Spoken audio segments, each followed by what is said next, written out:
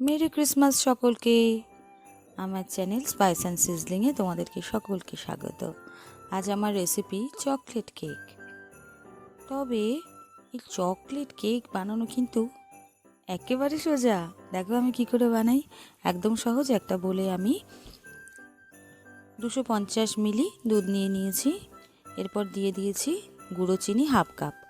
গুঁড়ো চিনি দেওয়ার পরে এখানে দিয়ে দেব 1/4 cup refine oil. Refine oil দেওয়ার পরে ভিনিগার দিয়ে দেব 1 চামচ ভিনিগার দেওয়ার পরে একটু ভ্যানিলা এসেন্স দিয়ে দিলাম। এই 1 চামচের মতোই দেওয়ার পরে এটাকে ভালো করে একটু মিশিয়ে নিতে হবে। দেখো আমি কীভাবে মেশাচ্ছি। ভালো করে মেশানোর পর একটা বড় ছাঁকনি নিতে হবে। ছাঁকনির মধ্যে 250 গ্রাম ময়দা নিয়ে নিলাম। ময়দাটা ভালো করে নেওয়ার পর সেখানে দিয়ে দেব 2 চামচ কোকো পাউডার। কোকো পাউডার দেওয়ার পরে এখানে দিয়ে দিতে হবে বেকিং পাউডার 1 টিস্পুন, মানে 1 চামচ। সাথে হাফ চামচ বেকিং সোডাও দিয়ে দিতে হবে। এরপর এগুলো দেওয়ার পরে ভালো করে এটাকে ছেঁকে নিতে হবে, যাতে একটুও লাম্প তৈরি না হয় যখন আমরা এর সাথে দুধটা মেশাবো। তার জন্য ভালো করে এটাকে ছেঁকে নিতে হবে। এই দেখো ভালো করে ছেঁকে নেওয়ার পর সুন্দর করে ঠিক এই ডিরেকশনেই কিন্তু ঘোরাতে ঘোরাতে ঘোরাতে ঘোরাতে আমরা একটা সুন্দর মিশ্রণ পেয়ে যাব কেকের।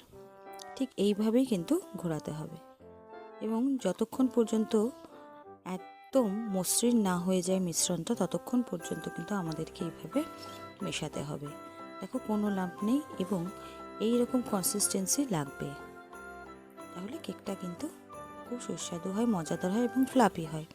এরপর আমি এখানে একটি অ্যালুমিনিয়ামের পাত্র নিয়ে নিয়েছি। আমার কাছে কেকের মোল্ড নেই, তাই আমি এখানে একটা অ্যালুমিনিয়ামের পাত্র নিয়ে তার মধ্যে মেল্টেড বাটার দিয়ে দিয়েছি এবং ভালো করে মেখে নিয়েছি। এরপর এখানে আমি একটু ময়দা স্প্রিঙ্কল করছি।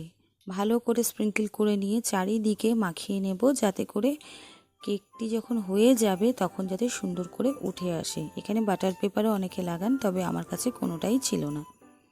এরপর এর মধ্যে আমি যেই ব্যাটারটা বানিয়েছিলাম কেকের, সেই ব্যাটারটা ঢেলে দেবো আস্তে আস্তে।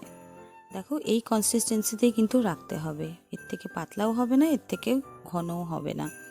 এরপর মিশ্রণটি ঢালার পরে আমি একটু ড্যাব করে নেব পাত্রটা, যাতে কোনো বাবলস ক্রিয়েট না হয়। এরপর গ্যাস জ্বালিয়ে ফ্লেমটাকে একদম হাইয়ে রেখে আমি একটা কড়াইয়ের মধ্যে একটা স্ট্যান্ড বসিয়ে নিয়ে প্রিহিট করে নেব। যেহেতু আমি ওভেন বা কোথাও এটাকে আমি বেক করব না, আমি কড়াইতেই করব, তাই এইভাবে করে নিয়ে তারপর প্রিহিট হওয়ার পর মিডিয়াম টু লো আঁচে আমি কেকের মিশ্রণটা ওখানে দিয়ে ঢেকে দেব। এরপর বানাতে হবে আমাদেরকে চকলেট গ্যানাচে। সেটার জন্য আমাদের কি করতে হবে, এখানে আমি একটা পাত্রে নিয়ে নিয়েছি কোকো পাউডার এবং কর্নফ্লাওয়ার। এরপর এখানে দিয়ে দেব হাফ কাপ চিনি। ভালো করে এটাকে মিশিয়ে নিয়ে তারপর অল্প অল্প করে এখানে দুধ ঢালতে হবে। অল্প অল্প করে দুধ ঢালবে, যাতে করে এখানে লাম্প তৈরি না হয়। আমার এখানে অ্যাপ্রক্স ওই 1 কাপের মতো দুধ লেগেছে। দুধটা কিন্তু কখনোই মানে তুমি কাঁচা দুধ নেবে না, সব সময় একটু জাল করে নেবে, একটু বয়েল করে নেবে। তোমরা অনেকেই ডার্ক চকলেট দিয়ে এটা তৈরি করতে পারো, কিন্তু আমার কাছে ডার্ক চকলেট ছিল না, তাই এভাবেও যে করা যায় সেটাই তোমাদেরকে দেখাচ্ছি এবং খুব সুস্বাদু হয়। এরপরে গ্যাসে বসিয়ে বা ইন্ডাকশানে বসিয়ে এটাকে ভালো করে আমাদেরকে ঘন করে নিতে হবে, একটা ক্রিমের কনসিস্টেন্সিতে আনতে হবে। যতক্ষণ না পর্যন্ত ওই কনসিস্টেন্সি আসছে ততক্ষণ পর্যন্ত আমাদেরকে নাড়তে হবে। দেখো কেকটা 50 মিনিট পর একদম হয়ে গেছে প্রিপেয়ার। এবার ভালো করে এটাকে বের করে নিয়ে ওপরের অংশটাকে এভাবে আমি কেটে নিচ্ছি। এরপর দেখো কিভাবে ঠিক হয়ে গেছে গ্যানাচেটা। এবার সেই গ্যানাচেটা আমি এখানে সুন্দর করে কোট করে দিচ্ছি কেকের ওপরটা।